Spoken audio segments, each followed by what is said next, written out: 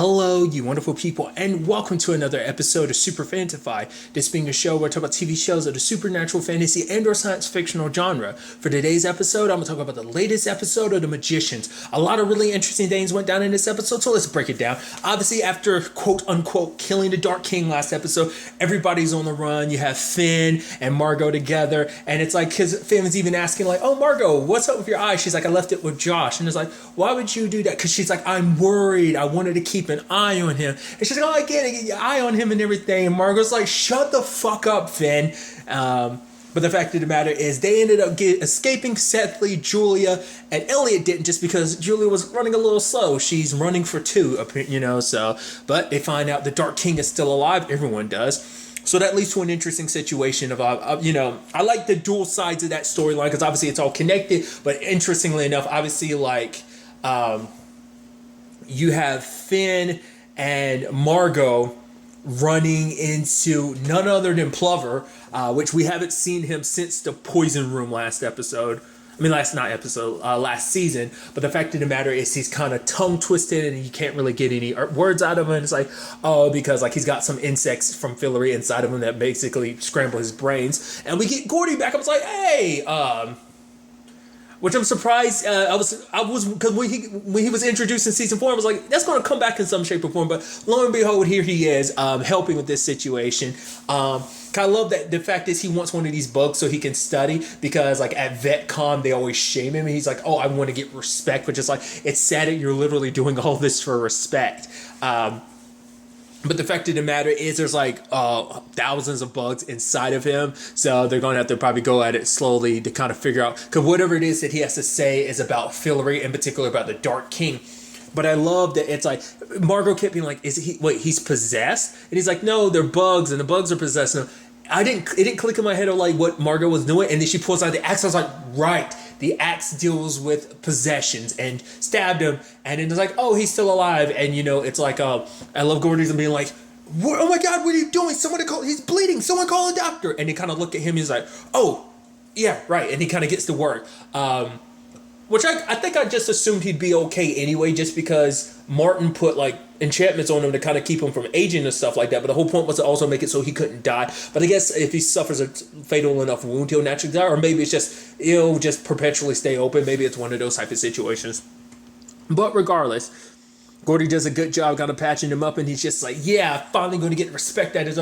As he's walking, he trips. It's just like, I'm just glad that we did get him from another episode. He did kind of pop up again. Because like I said, the last time he popped up was like last season when he helped Margot with the whole like eye situation. But nevertheless, along with all of this, like Plover is here to kind of explain some background on the Dark King, because you have Elliot and Julia kind of talking about the whole like, all right, you're pregnant thing. And so it's like, yeah. Which Elliot's talking about the fact is he'll throw like a, badass like baby shower type of situation, but the Dark King isn't going to execute them. He just needs them, which Elliot feels a little complicated about it, because it's like, oh yeah, like the fact of the matter is, he always kind of has a tendency, basically it's that conversation again, what about me and like my taste, and, I attract kind of like the worst people. But then like Julia says something super sweet where it's like, Elliot, you attract everyone. And just, from time to time, they just end up being kind of, bad people. But essentially, they end up finding out that basically it's a seance of sorts that he's trying to perform, because obviously we know he lost someone that was very important to him, so he's trying to reach out. But it's like, why does it have to be cooperative magic? So that's kind of an interesting angle. Now, at the same time, this is all happening because Julia recognizes it, because she was looking into this after Q died. And the fact of the matter is, it was something that she couldn't really find a way to kind of go forward with, but the Dark King could. So at the same time, we have Plover kind of explaining everything. And I love the fact is that you have Finn kind of being so wrapped up and captivated by him. It's like, oh my God, you're a really good storyteller. He's like, thank you. And it's like, because obviously Margot hasn't forgotten. It's like, I think for Finn, it's like, Finn, I think you keep forgetting the fact is, Plover, the man who molested Martin Chatwin, who grew up to become the beast that would come to terrorize your world. Yeah, so, but the fact of the matter is, Which I even love Margot saying that line before she was going to try and go back to Fillory. What's the fact is of like, what was she saying? Like, the Dark King is Osama and she's about to go Navy SEAL on this bitch or something like that. I thought was pretty dope. But nevertheless, Plover kind of explains the backstory of who the Dark King is. And I love this situation because it's like we're tying this all into like the Beast and Martin and everything. And it's like, okay, so what does this have to... And it turns out the Dark King is freaking Rupert. I was like, that's so interesting because Rupert's the literal only Chatwin sibling we never spent too much time with. They kind of like go flash back to him in season 1 because there's spirits between him and like his lover Lance. It's so interesting tying something way from season 1 back into the fold like that. I think it's kind of pretty interesting, which is also interesting considering like season 1 obviously season 2 as well, but a big part of season 1 was the Beast, so it's interesting that story would come full circle like that in many different regards. Because essentially they end up explaining that Martin kind of had like a backup plan original plan before he went to the Wellspring to eventually become the Beast. He actually had a plan of kind of creating like a conduit connection, but basically what ends up happening is Rupert isn't tied to just one tree. He's basically tied to like the roots of every tree in Fillory is connected, making it just one. So basically to stop Rupert from constantly coming back to life is to get rid of his immortality. You would literally have to destroy Fillory because the roots are so intertwined under the ground and also connected. So burning down one forest would be enough because you actually think about it. Let's not forget Julia literally burned down a forest in season 2, so that's kind of something to think about, which is almost interesting too. Maybe there's a reasoning for that, the fact that she's kind of involved in all this, regardless of it all. But it is this interesting situation of understanding what went wrong, because obviously Rupert was trying to stop. Because it was like because Rupert did what he did as a means to try and stop his brother from becoming the monster he became. Upon finding out about this, Martin got super pissed, couldn't kill his brother, so he put him in like an eternal slumber. But it turns out the moment our heroes did what they did in season 4's finale, returning magic in a surplus like that, creating the surges, it was enough to wake him from his slumber. So they're the ones that set this all in motion, making it so that Rupert rose with the takers, and then he showed up, cleared the table of them all, and then became king, which begs the question, like, why? I mean, I guess it kind of makes sense because obviously, like, but it's like, why would he go through the trouble of doing all that? And I guess because obviously it serves the purpose of all of this, because later on we're finding out that everything he is doing is about bringing back the person that he lost all those years ago, because while he was in his slumber, Lance had died, and he ends up using Elliot as kind of a conduit and is sending Lance through. And it's like, the fact of the matter is, I'm sorry I abandoned you, I had to stop my brother, but the fact of the matter is, he's like, wait by the gate. Which immediately my brain was thinking, like, are you going to try and, because I would assume he's going to try and destroy Fillory, because destroying Fillory would mean because that's the apocalypse that's coming. He's going to destroy Fillory because by destroying Fillory, he gets rid of his immortality and he can finally be with Lance. So to be reunited with the men that he loves, he's willing to destroy an entire world, killing everyone on it. So there's that complicated situation. But obviously Julia is like, no matter what you're doing, I understand what you're going through. She went through she lost Quentin and everything. So it's like, she knows, but it's like, you don't have to hurt people to bring back, for the person you love, which for him, it's like, well, that must mean you not loved him enough. And it's like, that's an asshole thing. I get it. But for him, it's like, I'm willing to do whatever it takes for the person I love. Obviously, insinuating you didn't love Quentin enough because the fact that you're not willing to do anything. But the fact of the matter is, I guess the argument could be made that obviously Elliot and maybe Alice loved him more. The argument could be made because of what he says, but that should never be said. Julia's known Quentin longer than anyone else. They've been best friends since they were a kid. He gave her the gift that he gave her, that the pain of losing him, gave her back her magic in full foe despite losing it all. And the fact is, Quentin's always been her tie to everything. Because of him, she was willing to sacrifice being a goddess to bring back magic. And, at the end of season 3, so don't kind of ever question Julia's love for Quentin, so... But the fact of the matter is, that kind of seems like, all right, so we're setting that all in motion, which obviously Plover was like, oh, now that I've kind of done, I'm going to go. Because Plover ended up getting put in that position because that was Rupert's way of because Rupert never liked Plover, because him and most likely Jane I can't remember. I know he protected his siblings from it. I want to say because Martin kind of never told. I don't know if he ever told Jane or Rupert about what was going on. Maybe he did. I don't know. It's been a while since I've seen season 1 when like the ghost and everything. I want to say like Martin kind of said. I don't think he did it to protect. It was just I was about to say I don't think he did it to protect. Oh, I think he did. I think he did it so that like Plover would never mess with his siblings. I think he did that. I could be mistaken, but I think that ended up being the case because he's like, oh, if you don't do this, I'll go to like your brother or your sister about it. So he ended up being like, no, take me instead. So I think that's what it was. Like I said, I could be mistaken, but obviously, Margot wasn't all about letting him kind of have free range, so she puts the bugs back inside of him and kind of screws up his speech again. But I love Finn be like, oh, why did you do that? It's like he was, grooming you because he thinks you're a 12-year-old. And then, like, Finn's like, oh, my God. It's like, ugh. Despite everything, it's like at least, like, there's no, like, way he can try and... I think the point is, like, with all those in him, his speech was so messed up that there's no way he can try and, like...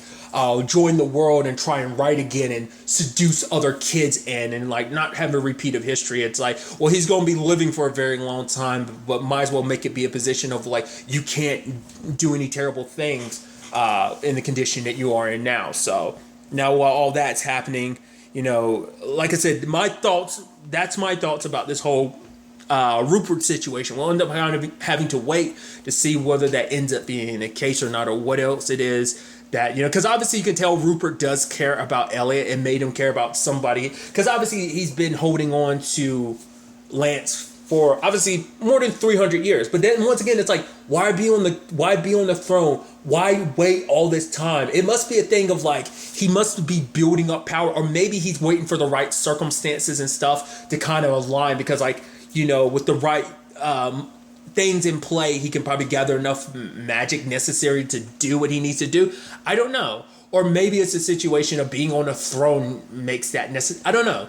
It seems like maybe everything he's done for the past 300 years has been small steps to making this all happen. Who really knows? We'll kind of, like I said, we'll have to wait and see how it all kind of pieces together. But obviously another aspect to this episode is Penny and Plum, because she ends up popping up and she's been going for like 3 weeks. And obviously for her, it's a complicated thing of like, she doesn't know too much about her family because her family kind of shies away from like the curse that is the Chaplins and stuff like that. So, I mean, because that's the thing of like, you never know 100% of how much, the Chaplins probably know more than most people would, because the whole thing about like, like, do they know that Martin was a beast? Like, conversation comes up later on that makes it seem like she knows certain things, but I guess it's like, I mean, how much is like public knowledge? Like, not many people might not know that Fillory exists, but unless you're probably a Chaplin, but also it might stem from the situation of, because the beast attack on Breakbill was so public. But I feel like the only people that would know that Martin Chatwin was the beast would be our crew that went to Fillory in season 1. But it could just be a situation of after that, it became public knowledge amongst the magic world. Maybe that's still insinuating, maybe not. Or like I said, maybe it's just a well-known thing in the Chatwin family. It's just like Plum was just kind of like, yeah, my family's cursed, So obviously she can't really remember the room where she's been for the past 3 weeks. But Penny's planning on helping her, try and, slowly but surely figure this thing out. And I thought it was kind of interesting because he kind of narrows it down, because he's like, you're actually the third Chatwin I've met. The first is the beast. He was like, the beast tortured me when I was younger. And I was like, I think he even said specifically as a kid, which I thought was interesting, because we've never gotten too much insight into how different, timelines are. So that means the beast has been after Penny since, like, messing with Penny since he was 23. Not 23, Jesus. Since in his timeline 23, since he was a kid. Obviously he doesn't mess with Penny 40 until like the end, like until he got a break bill. So it kind of seems showing that Penny 23 and Penny 40 have a different relationship with the beast. I mean, obviously that changes even in timeline 23, because eventually Quentin in timeline 23 became the beast, so that's a whole thing in itself. But it also brings up, Jane Chatwin. I mean, how amazing she was. The fact of the matter is, when it came to magic, she was so, she was able to obviously create, these different timelines and stuff like that, showing how great she is. So obviously Penny's had his experience with her, but obviously he's trying to help Plum, and they end up sadly not just teleporting, but going all Hiro Nakamura from the TV show Heroes and time traveling. First was it 1998 where they run into a fog, which is so weird. The hair, because the actor who plays Fog, anytime I ever see him, he's bald.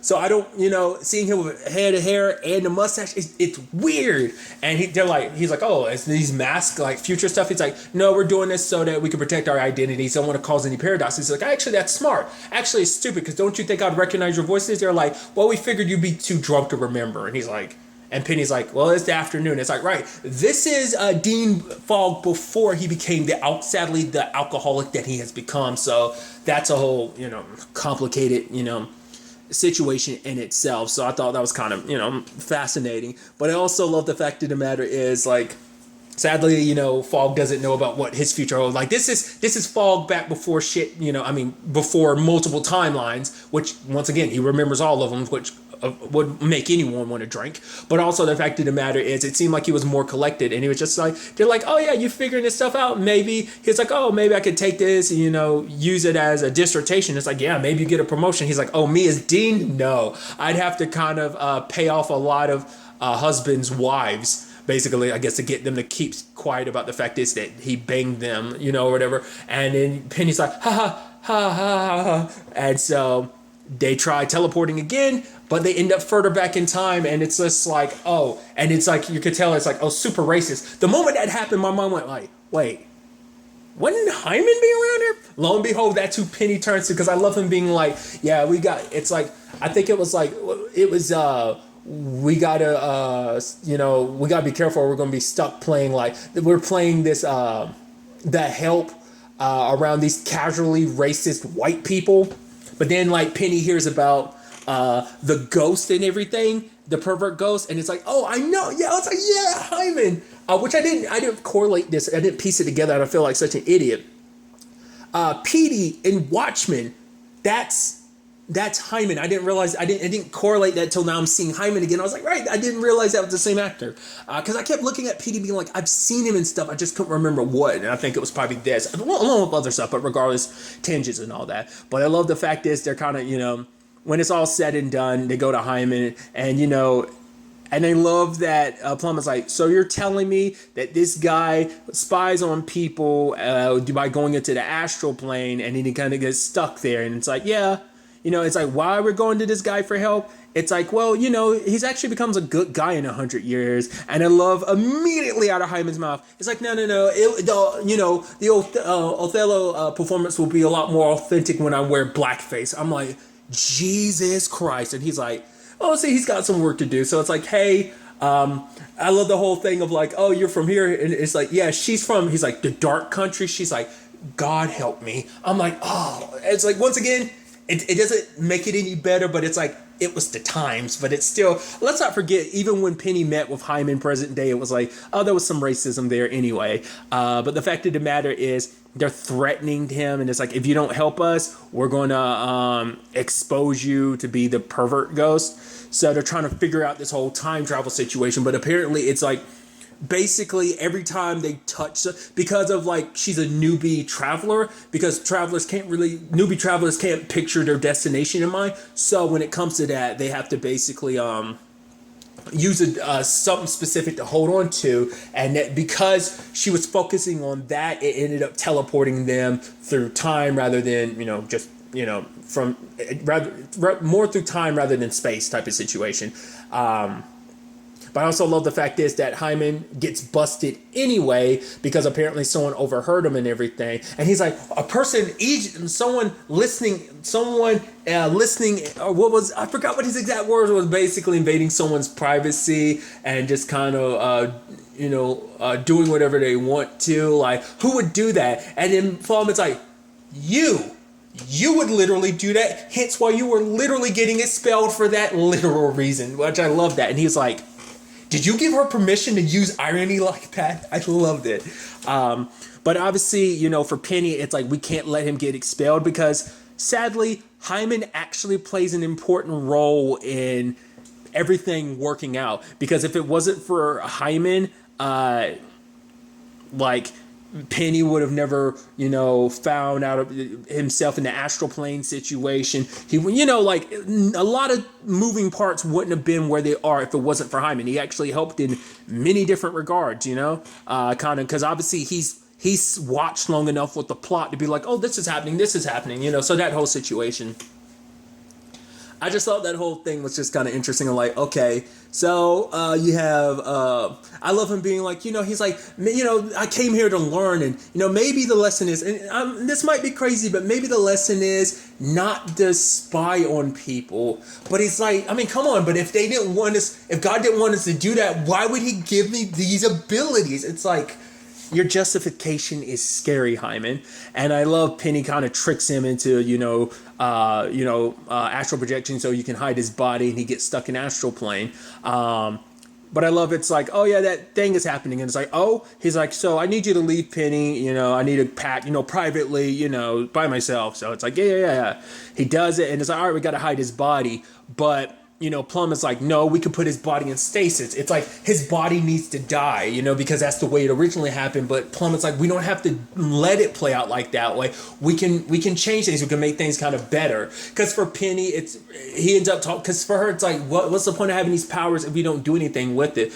And Penny's like, there is no point. You basically tried to survive these abilities. Which for her, it's like, I get it. Your shit's just kind of screwed up because you don't have your powers. But the fact of the matter is, like, I've met the Penny that would do anything, screw whatever it is he needs to do as long as it meant helping a friend. I mean, considering all the times that Penny 40 has helped friends and stuff like that. So it is a situation of like, which obviously the whole thing kind of pieces it together for, because I guess like, when stuff is kind of broken inside of you, but then it's kind of like, wait, he kind of pieces it together and it's like, right. So they end up putting the little watch on Hyman. I guess the whole thing is his body is in stasis. So I guess the whole situation is all they have to do is get back to present day. They probably have to wake Hyman up and be like, hey, you're no longer dead. Here's your body. Your body's actually in stasis, so you're not dead. So, hey, you get to actually live now, which is going to be interesting because he's going to be he's been a ghost for the past 100 years, but hey, at least he's better off now, and he has been watching enough to kind of have a good idea, so it's not like he's going to be completely a man at a time. But I thought it was interesting. But I like the fact is that how they ended up getting out was because Penny held on to that, like it was from the trophy from Quentin winning that thing back in season 1. But I love the fact is that ended up being a key. It's something he broke it at the beginning of the episode, but I love him being like, yeah, it would have taken them back to the beginning of the series, which would have been like 2015, right? Yeah. But because he broke it, it became a new thing, became a new point in time that they could go back to. And lo and behold, they're able to pop back in. It's like, yeah. But then the moment they do, they pop out. No. And they end up in that room. And it's like, okay, so what's this? Whatever, let's get out of here. Can't get out. What? We're trapped. Okay, so that's shitty on that front. So on the other front of this whole situation is Alice and Katie. They basically are going to meet up with a buddy of hers to kind of figure out this whole situation of trying to understand who the couple are. And so they go to the library and it's like things are kind of working. It's like, wait, this is interesting. Zelda basically like, oh, I came back here and I rebuilt the books and stuff like that. I feel like that's so interesting. That should have been the key sign of something being on, because it's like, why would Zelda do that? Like, because I feel like going back there would have just caused her more trauma. Like, I don't think she wants to rebuild the library back up. Plus, the barbarians are there, and I thought that'd be too much of because when you actually think about it in the grand scheme of things, they never answered the fact is the last time they were at the library, the barbarians were there. There was no really answer to that. But basically, witches and like the librarians and the hedges are working together. So you're like, oh, that's it. I was like, oh, that's interesting. And so they're asking for Alice's help about trying to figure out this whole magic situation. Now that, like, the circumstances are all out of whack, which obviously Alice ends up explaining to Katie because Katie kind of missed that. It's like, yeah, the moon, she's kind of, being a little pissy. And then Katie says the word, the C word, kind of referring to her. And it's kind of like, yeah. And obviously they're coming up with this plan of like, it'd be kind of interesting at the end of the day if we could end up firing them. And it's like, haha, wait, what if we did that? What? And I'm like, wait, what? So we're basically going to get rid of OG Moon because she's too difficult to work with. So we'll put a new Moon in this guy. I'm like, and then immediately my brain was like, it could be the seed, because the seed can literally create an entire world. It could end up helping create a new moon.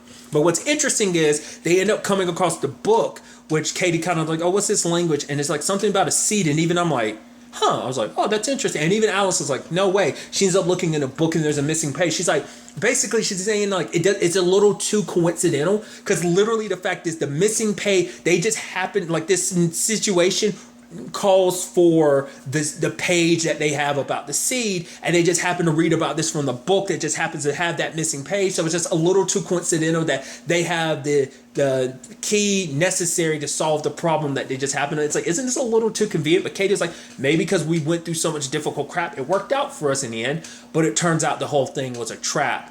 And Alice ended up figuring it out, because she's like, yeah, the fact is there's peanut butter on my sandwich. Her turkey sandwich or something like that. But she's like, those are circumstances, those are situations that would go down on Earth. Why would circumstances that affect magic on Earth affect Fillory? Because the moon situation only affects Earth and not Fillory. So why would there be hiccups here too? So it turns out George, that Katie brought Alice to meet, turns out he's the couple and he's been messing with her the entire time. And I'm like, but the fact is, he can trap her in this like psychological matrix. It's like, that's the thing of like, well, how do you know what's real? And he starts cutting off her fingers and everything. And immediately, like, the fact is Katie's over there and kind of knocked out. I was like, the fact that she's not waking up or something makes me go like, because even, it's like, fine, I'll give you the page and stuff like that. But I'm like, I don't know, man. It still feels wrong. And especially Katie being kind of waking up and I think she kind of mouths, thank you, because he's threatening to kill Katie. But I'm like, my mind immediately goes, well, what's the name? The name's The Couple. So when I think couple, I think two. So this is one. Well, side note, that actor, I've seen him in plenty of things. Like, it wasn't, I think the most recent thing I've seen him in, wasn't it The Good Fight or The Good Wife? Maybe he's in A Good Fight, but I think he was in A Good Wife. Or am I thinking of Madam Secretary? It was like a CBS show I know that he was in for a while, or at least I think I didn't watch it, but I saw him in previews and stuff like that. It was either one, I can't remember, but regardless, tangents and all that. But the fact is, it's like, that's why I'm just kind of like, there should be, like, not unless he is just the couple, but I'm like, shouldn't there be another one? And could it be like, whoever it is pretending to be Katie? That's why I'm like, there's something up with that. Because once again, it's like, it's a thing of like, you can't believe anything you're seeing because it's all part of some grand trap, So, it's going to be interesting to see, what the couple wants, because we still have no idea who or what they are. Like I said, I immediately thought like Adam and Eve. That's where my thought was last episode. We still haven't gotten an answer. I was like, hey, maybe they're like parents to the gods. I don't know. That's why, when it can't be gods, because going through the means that they are, like the Adam and Eve thing could be a thing of just like they've lived for a long time and maybe they're magicians, but the fact is they definitely can't be gods, because I feel like gods could find better ways than just kind of psychological torture, so it kind of begs the question, like, what their whole situation is. Like I said, we'll still have to wait and see. I figured I might as well throw this out here at the end. I don't know if this popped up last episode. It definitely popped up this episode. There's titling saying final episodes, which immediately makes me think of Once Upon a Time, because Once Upon a Time did this in its subsequent final season, because the show wasn't renewed for an 8th season. So the 7th season ended up being the final season, and it started listing episodes like that. So I'm reading this situation. Once again, at the time we recorded, I haven't looked into it. I kind of don't want to look into it because I know it's just going to be a bummer reaffirming what I already know. But the fact is, just saying final episodes, because it means that the show isn't being brought back for a 6th season. That's what I'm assuming. So the fact is, these are the last episodes we're getting. So I don't know whether the season's extended a little bit longer to compensate for that, or whether this is just going to be a 13-episode season like all the previous seasons as well, and that's just going to be it. So it begs the question, is it going to be a cliffhanger? Is it going to do kind of a Once Upon a Time where the final episode is kind of like a wrap-up anyway? Because, like, going into this, I didn't see anything saying that this was going to be the final season, so I don't know if that's something they decided last minute. Are things going to be changed up or what? Because like I said, none of the final episodes or final season stuff came up before now, so it seems like it's a last minute thing. I'm hoping that's not the case, but once again, I'm going to avoid looking at this up until the end of the season, because I don't want that floating in the back of my mind, even though it's going to be flowing in the back of my mind the entire time. which kind of bums me out. But like I said, we'll have to wait, see where things kind of play out before I kind of make any full judgments. I have some preconceived notions in my head right now. We'll see how everything plays out before I really kind of put that all out there. So, but till then, regardless of all that, I'm just going to enjoy the ride and worry about that, when it's all said and done. So, like I said, I'm very interested to ultimately see, regardless, what ends up going down in the next episode. But really, that's all I'm going to talk about. So the next time we meet, be happy, be safe, live life to the fullest, and enjoy it. Good day and goodbye.